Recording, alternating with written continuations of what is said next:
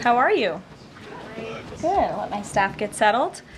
There's a lot of news today, so I look forward to taking your questions. Good to see you. And I have some updates for you as well. Later today, President Trump will address the Business Roundtable's quarterly meeting, where he will tout his pro-growth economic agenda and answer questions before more than 100 of our nation's leading CEOs. In fact, it's the largest attendance ever for this event because business leaders are so eager and encouraged by President Trump's return to Washington. This follows President Trump's roundtable yesterday with the Technology CEO Council here at the White House, where he met with key leaders in the technology industry. And last night, President Trump also held an official swearing-in ceremony in the Oval Office for Sean Curran, who is now the 28th Director of the United States Secret Service. Sean demonstrated unbelievable bravery under gunfire in Butler, Pennsylvania this past July when an assassin tried to kill President Trump. As someone who got to know Sean personally throughout the campaign last year, I can say unequivocally that there is nobody better suited for this important role. And following the confirmation of Labor Secretary Lori Chavez DeRomer last night, the Senate has now confirmed 21 of President Trump's well-qualified cabinet-level nominees, far outpacing the previous administration. And looking ahead, tomorrow, the president will welcome the Taoiseach Micheál Martin of Ireland for the annual White House Shamrock ceremony. And Thursday, President Trump will welcome the NATO Secretary General for a working meeting and lunch. On the economy, February's jobs report was good news for America, particularly our manufacturing sector. The manufacturing sector gained 10,000 new jobs in just 1 month under President Trump. This rebound was led by the automobile sector, where we saw 9,000 new auto jobs created already. That is the most auto jobs added to the economy in 15 months. This was a complete turnaround from the Biden administration, where we were losing an average of 9,000 manufacturing jobs per month last year. Reuters is out with a report that a number of companies are now looking at expanding their presence or bringing their businesses into America because of President Trump's policies. And just moments ago, before coming out here, I saw another report by Reuters revealing that Merck has opened a $1 billion facility at its North Carolina site. This is just the latest pharmaceutical company to boost its U.S. manufacturing in lieu of President Trump's tariffs. This announcement follows Eli Lilly's plans to invest at least $27 billion to build 4 new manufacturing plants here in the United States. And Pfizer has also said it's considering moving their manufacturing overseas right here to the United States of America. As the president has said over and over again, when we purchase products made in the USA, the profits stay here, the revenue stays here, and most importantly, the jobs stay here. And despite the globalist mainstream media's attempts to worry consumers, President Trump will not repeat the trend of past American presidents who broke their promises to the American public and smiled while they stuck a knife in the back of American workers and shipped their jobs overseas. Our country has lost more than 5 million jobs and more than 90,000 factories due to devastating globalization over the last 3 decades alone. North Carolina lost 300,000 manufacturing jobs, including 60% of its furniture manufacturing jobs in the years following NAFTA. And in Michigan, globalist policies destroyed 250,000 jobs, including 40% of the auto industry, which again we know is clawing back because of President Trump's action already. These are harrowing statistics that represent countless towns and families who have been completely destroyed. But the America Last globalist era is ending under President Trump. He will no longer allow our country and our workers, our hard-working American families, to be ripped off. On another very important issue for the president, he continues to work hard to secure the border.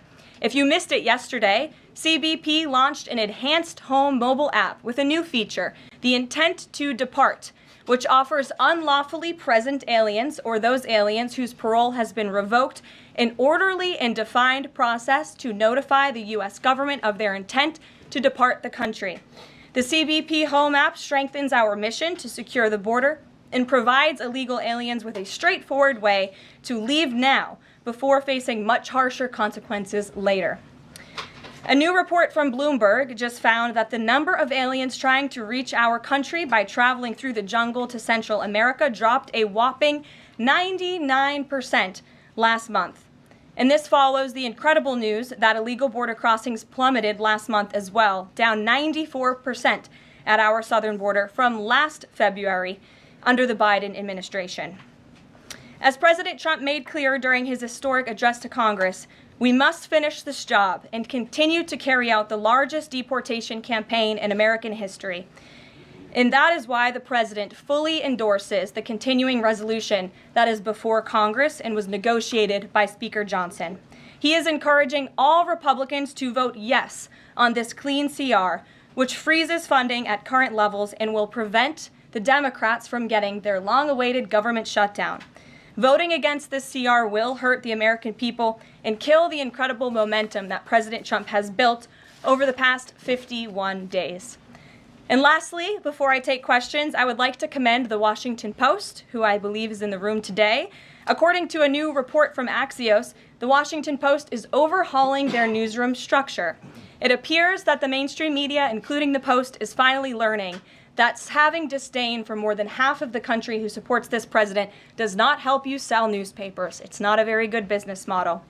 And that's why we have people in our new media seat. And today we have Sargar Aneti, who is the host of Breaking Points, a popular political YouTube news and podcast show that has racked up nearly 1 billion views on YouTube, several hundred million podcast downloads since its launch in June 2021. He's also a former member of the White House Correspondents Association, but is now a part of the thriving independent media. We're very happy to have you with us here today. Why don't you kick off our briefing? Thank you. Really appreciate you having me, Karoline. A couple of questions for you, if I may. First on the stock market. So currently it's the 25th anniversary today of the dot-com bubble crash. There's a lot of concern for a lot of Americans right now about the state of the economy. President Trump has refused to rule out a recession. Secretary Lutnick, however, has told us there will not be one. So can the White House just tell and assure Americans today that there's not going to be a recession? Well, there's a lot to unpack there. So let me start by saying that, first of all, when it comes to the stock market, the numbers that we see today, the numbers we saw yesterday, the numbers we'll see tomorrow are a snapshot of a moment in time. And as President Trump has said, and I'm here to echo the remarks of this president of this White House, we are in a period of economic transition. We are in a period of transition from the mess that was created under Joe Biden in the previous administration. Joe Biden left this country in an economic disaster. Several statistics to point out. The delinquency rate on credit card loans increased 63% under Joe Biden, hitting a near 12-year high. Under Joe Biden, all net job growth went to foreign-born Americans. Real wages declined by 1.5% under Joe Biden. And as we all know, and this administration continues to combat, prices soared more than 20% under Joe Biden because of his reckless spending and economic policies. So we are in a period of transition from that economic nightmare under a president who had no idea what he was doing, never held a private sector job in his life, into a golden age of American manufacturing under a businessman and a deal maker in chief in President Donald J. Trump, who is implementing the formula that we know works. Look at President Trump's results in his first term. If people are looking for certainty, they should look at the record of this president. That's why the American people re-elected him back to this office. And look at everything that President Trump has already done and his team has already done in just 51 days. The massive efforts to deregulate. Tax cuts, which we need Congress to pass the Trump economic agenda, the Trump tax cuts, which will unleash economic growth.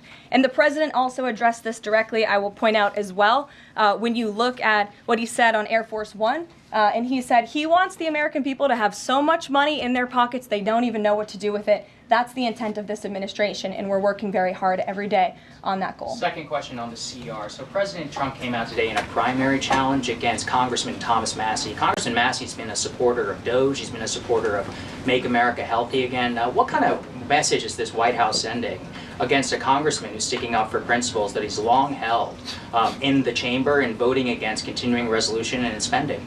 I think the president has made it very clear that he believes it's critical for conservatives and Republicans and frankly all members of Congress to get behind this continuing resolution to keep the government funded. The president wants to continue the momentum that he has built over the last 51 days.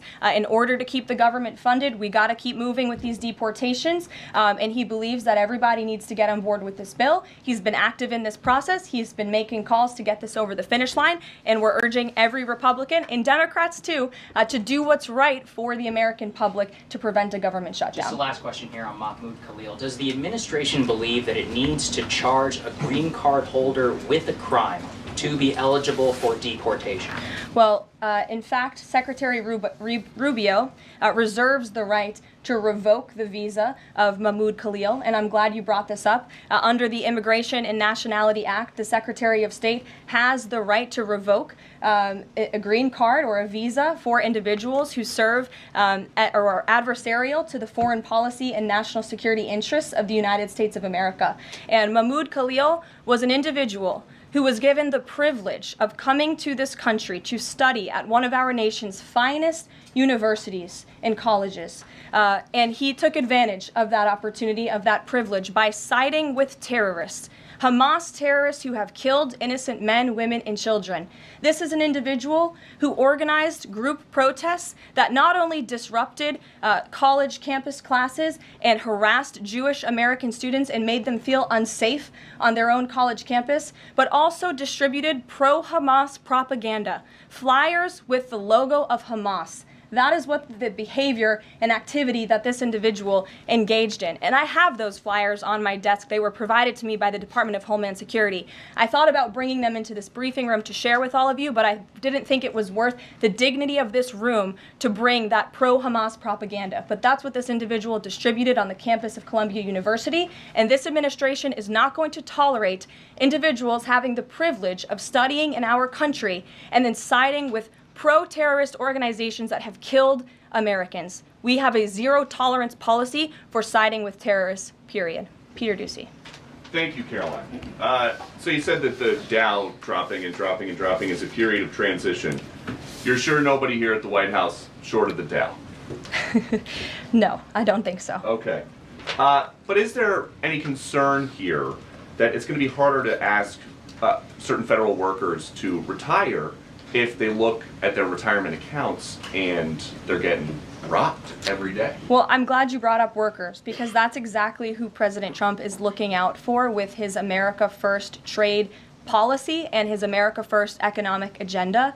And if you look at, there's great indication to be optimistic about where the economy stands. And the American people, investors, CEOs, small business owners, but most importantly, workers, should bet on President Trump, because his tariff policies, what he envisions is reciprocity, fair trade practices where American workers are put first and are no longer ripped off by foreign countries all over this world.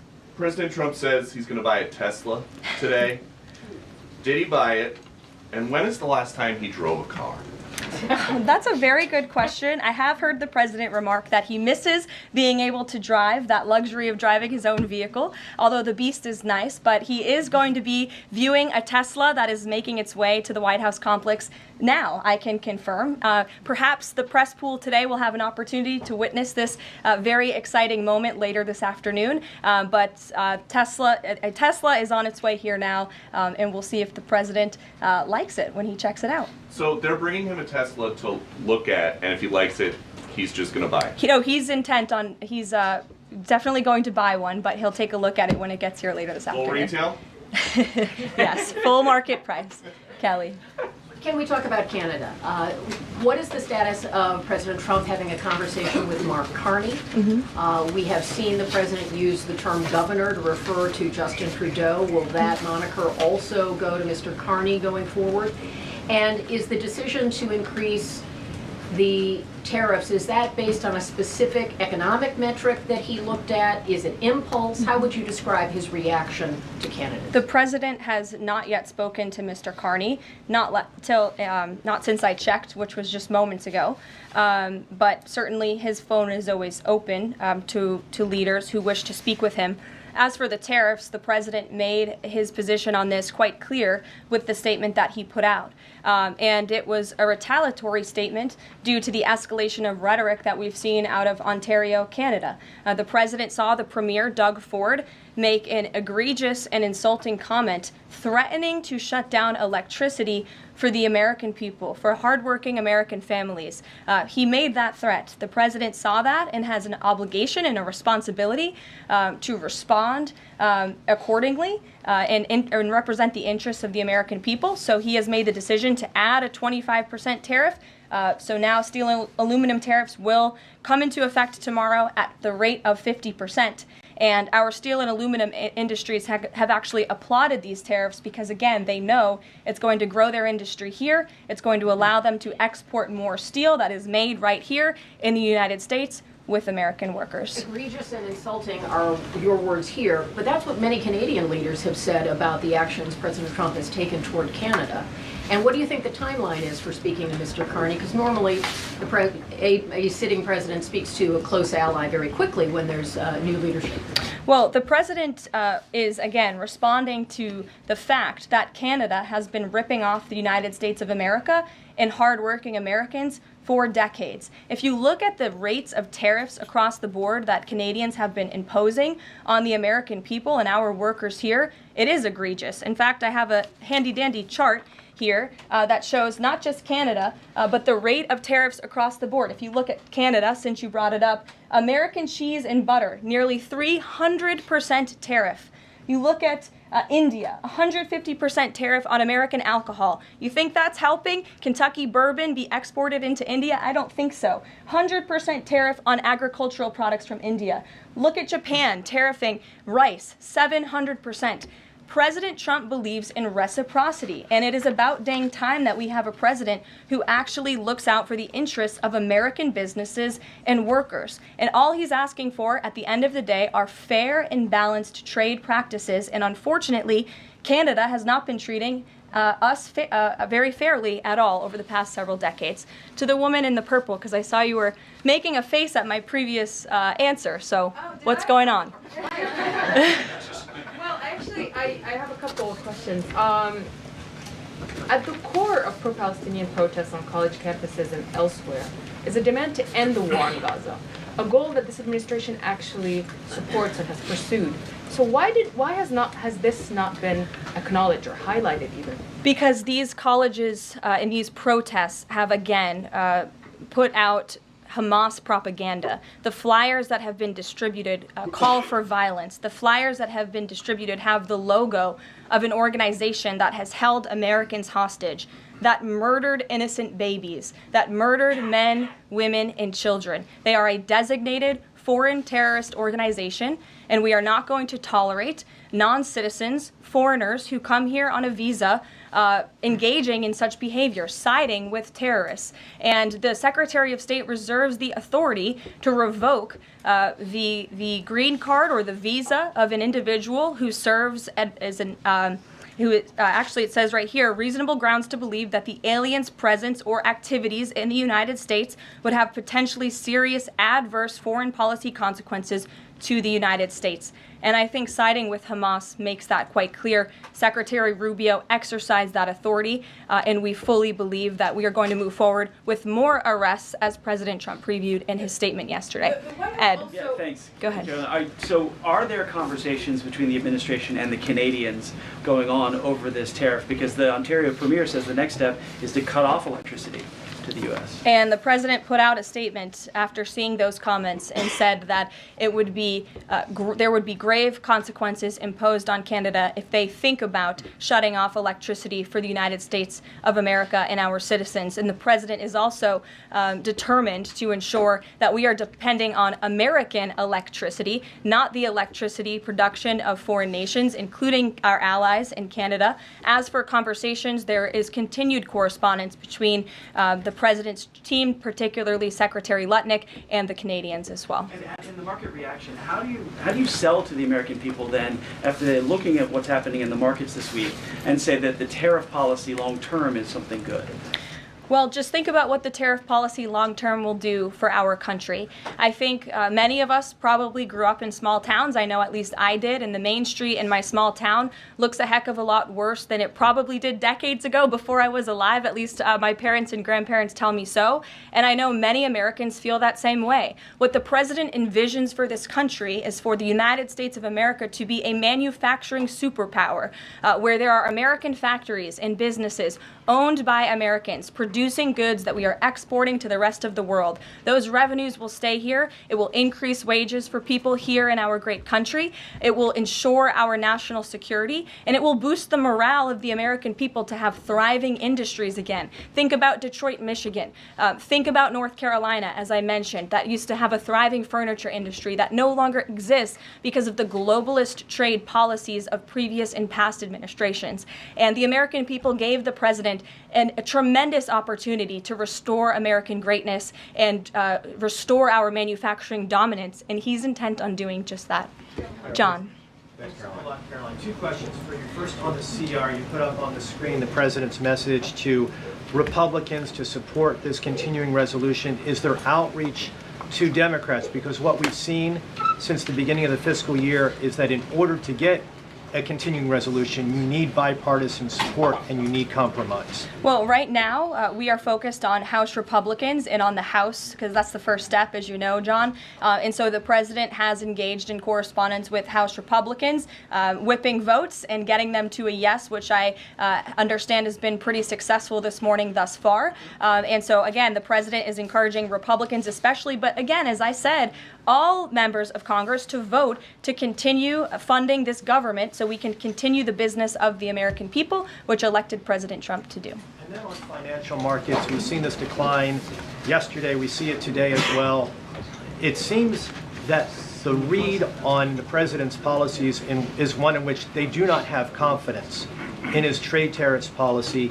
They do not have confidence in what the president said to Fox News over the weekend, that he didn't rule out the idea of a recession. What is your read in terms of the decline that we've seen over the last week and a half in financial markets? Well, I think there's actually a lot of reason to be confident, and many people do feel confident. Just look at the nearly $2 trillion in private investment that this president has secured. Look at the comments made by the CEO of Apple, one of the biggest companies in this world, who said that he is bullish on the future of American innovation under the leadership of President Trump. Look at CEO confidence. According to the Conference Board measure of CEO confidence, in Q1 2025, under the leadership of this president, it jumped to its highest level in 3 years, from cautious optimism to confident optimism. If you, again, look at the $2 trillion in investments from some of the biggest companies in the world. Look at the jobs report last Friday, as I also cited in my opening remarks. Fox Business reported that Trump sees a manufacturing boom in first full jobs report of his second term.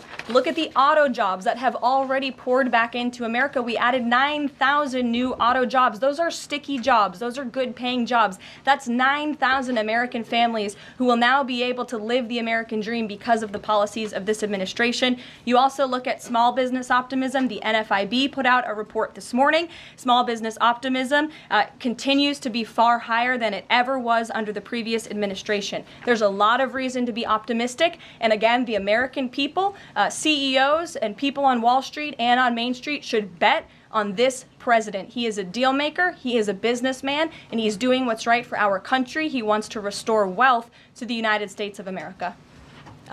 Michael, good to see you. Hey, Caroline, thank you. Two questions, if I may. Will the administration be providing any relief to states affected by the Ontario power tariff? Well, the president has made it very clear that Canada would be very wise not to shut off electricity for the American people, and we hope that that does not happen. As for what would happen if that does take place, I'll leave it to the president to make those decisions. And does President Trump share the Justice Department's concern over rising egg prices and possible collusion of big egg? Well, we definitely We definitely do share the concerns of the American people when it comes to the price of eggs. However, good news, the average cost of a dozen eggs is actually down since Secretary Rollins and President Trump announced their plan. It's down $1.85. So that's good news on the cost of eggs. And as we know, under the Biden administration, egg prices went up 22%. This is another example of an economic mess that President Trump inherited, and the Secretary of Agriculture and the President are focused on fixing it. Secretary Rollins put out a 4-point plan rather, to address this crisis, and she has been honest and realistic with the American people, as this administration always is. It will take about 3 to 6 months to get the egg supply back to where it should be, but she's focused, and this administration is focused on doing that every day. Karen. Thanks, Caroline. Just back on the markets, you said that what we're seeing this week right now on Wall Street is a snapshot of a moment in time. But does the president think he bears any responsibility for the turmoil in the stock market this week? Look, the president is unwavering in his commitment to restore American manufacturing and global dominance, and I think he doubled down on that this morning with his new statement and the tariffs that will be implemented tomorrow on steel and aluminum. And he has said recently he's not looking at the market. He said you can't really watch the stock market, but all of the gains since Election Day have been erased in the S&P 500. At what point, how far do stocks have to fall before the president considers it a factor and changes course? Again, as I just said, the president will look out for Wall Street and for Main Street, just like he did in his first term, and people on Wall Street and Main Street should bet on this president. He's doing what's right for this country. Nick, good to see you. Good to see you too. Thank you, Caroline. So, is the president prepared, like what we saw with Congressman Massey, to pressure other Republican lawmakers into supporting this continuing resolution? Well, he is very much, as I said, engaged in this process. He's been making calls to lawmakers on Capitol Hill, and I think his statements against Congressman Massey speak for themselves, and I will let the president put out any additional statements if he chooses to, but he fully expects all House Republicans to vote for this continuing resolution. And just to follow up, can we start to anticipate seeing more of the president weighing in on upcoming 2026 races like we saw this morning? I'm not sure about that. I'm not even sure if I'm allowed to speak about that from this podium. I would check in with our outside political team for guidance on future races and the president's involvement. Elena. Thank you. I wanted to ask about some comments Elon Musk made yesterday. He said that there is $500 to $700 billion in waste and fraud and entitlement spending. He called it, quote, the big one to eliminate. Earlier this month, he also referred to Social Security as a Ponzi scheme. Should Americans expect changes, big changes, to Social Security and Medicare? President Trump has been unequivocally clear on this. He is going to protect Social Security and Medicare benefits and Medicaid for hardworking Americans who paid into these entitlement programs and deserve those hard-earned benefits. And unfortunately, the mainstream media has taken Mr. Musk out of context. I saw a Bloomberg headline that our team actually worked on getting updated and fixed because it was so wrong, and it took Mr. Musk out of context. What he was specifically referring to cutting was the waste and the fraud and abuse that does exist in these programs. According to an IG report from the Social Security Administration, there's more than $70 billion of fraud in the Social Security program alone that we know of. And so the president will continue to protect these programs for hard-working Americans, and actually cutting the waste, fraud, and abuse out of these programs will protect it for hard-working Americans. Okay, respectfully, he said around $500 to $700 billion. There was no evidence to claim that, and also if that is the case, that would represent more than a third of what Social Security paid out last year, maybe 20% of Social Security and Medicare. Again, if you read his full quote, he said, we think, so it's an estimate based on what he's seen. He's not saying definitively, he's saying that's what DOJ suspects and thinks. And that's exactly why DOJ was created, to ensure that we are investigating the fraudulent spending, the wasteful abuse across our federal government. And I would remind everybody in this room that 77% of the American people support this effort by Elon Musk and DOJ to identify such waste, fraud, and abuse. Caroline. Go ahead. Thanks, Caroline. You're welcome. If we could just step back for a second. When President Trump last addressed the BRT when he was on the campaign trail, his big push was on tax cuts. He's going there today as he's proposing tax hikes in the form of tariffs. Not and true. I'm curious He's not doing why that. he's prioritizing that over the tax cuts. He's actually not implementing tax hikes. Tariffs are a tax hike on foreign countries that, again, have been ripping us off. Tariffs are a tax cut for the American people, and the president is a staunch advocate of tax cuts. As you know, he campaigned on no taxes on tips, no taxes on overtime, no taxes on Social Security benefits. He is committed to all three of those things, and he expects Congress to pass them later this year. I'm sorry, have you ever paid a tariff? Because I have. That's they it. don't get charged on foreign companies, they get charged on the importers. And ultimately, when we have fair and balanced trade, which the American people have not seen in decades, as I said at the beginning, revenues will stay here, wages will go up, and our country will be made wealthy again. And I think it's insulting that you are trying to test my knowledge of economics and the decisions that this president has made. I'm now regret giving a question to the Associated Press. Mary, go ahead. Hey, Karoline. I have two, if that's okay. The first one was on Russia, Ukraine. I know Special Envoy Witkoff said yesterday that Zelensky apologized in his letter to Trump. Can you share any more about that letter and what else might be interesting from it that we don't know? Yes, the president did reference that letter, as you're saying, in his joint address to Congress. And I do have an update. As you know, Secretary of State Rubio and our National Security Advisor Mike Waltz have been negotiating with the Ukrainians today in Saudi. They will be providing a full readout of that meeting very soon. But I can assure you and everybody here and the American people that the news we've received from that meeting throughout the day and the president has been briefed on is positive. This meeting has been productive. I will let Secretary of State Rubio and our National Security Advisor speak to the specifics of what has taken place today when they are ready to do so when the meeting concludes. Lindsay, go ahead. Referring to Mahmoud Khalil, the president has said this is the first of many arrests like this. Does the administration have a rough estimate of how many arrests you're planning to make similar? I don't have an estimate. I do know that DHS, based on very good intel that they have gathered at the direction of the president's executive order, which made it very clear to the Department of Homeland Security that engaging, as I said, in anti-American, anti-Semitic, pro-Hamas protests will not be tolerated. So since the president signed that executive order and since Secretary of Known has taken the oath at DHS, they have been using intelligence to identify individuals on our nation's colleges and universities, on our college campuses, who have engaged in such behavior and activity, and especially illegal activity. And so I don't have a readout on how many arrests will come, but I do know that DHS is actively working on it. And I also know that Columbia University has been given the names of other individuals who have engaged in pro-Hamas activity, and they are refusing to help DHS identify those individuals on campus. And as the president said very strongly in his statement yesterday, he is not going to tolerate that, and we expect all America's colleges and universities to comply with this administration's policy. Jasmine. Thank you so much, Caroline, for the question. On Canada, after all of these threats to increase tariffs or turn off electricity, I wonder, does this administration still consider Canada to be a close ally of the United States? Well, I think Canada is a neighbor. They are a partner.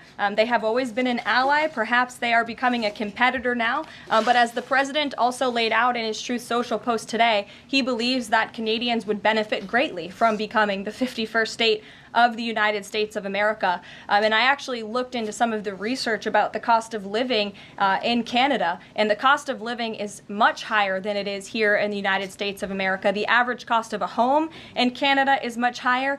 In Quebec, the highest tax rate for an income of $150,000 or more is 53.3%, more than half of Canadians' incomes they are being taxed on. So the president has made it clear that he believes Canadians would be better served economically, militarily, if they were to become the 51st state of the United States of America.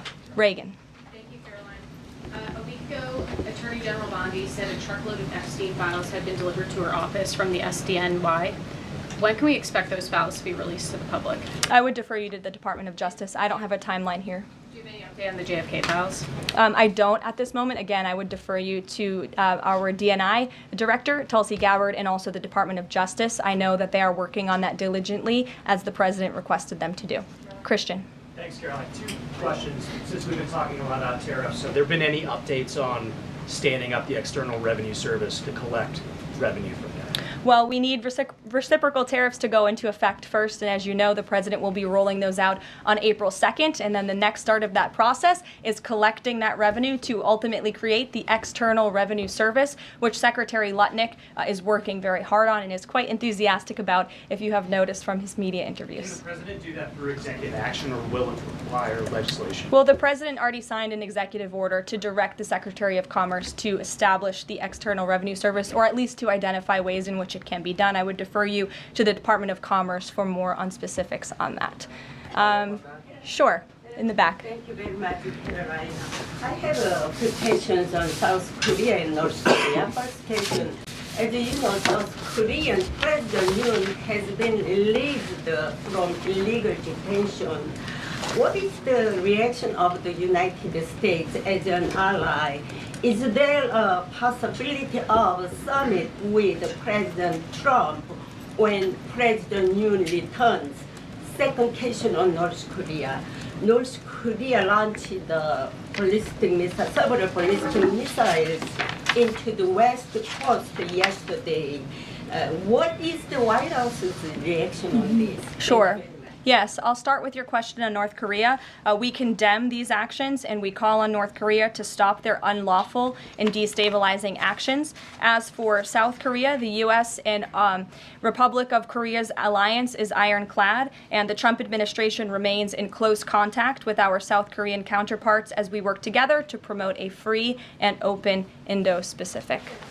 Sure. Your first question, you didn't answer that. The release of South Korean president from jail. I don't have anything on that, but I can certainly check in with the National Security Council and get back to you.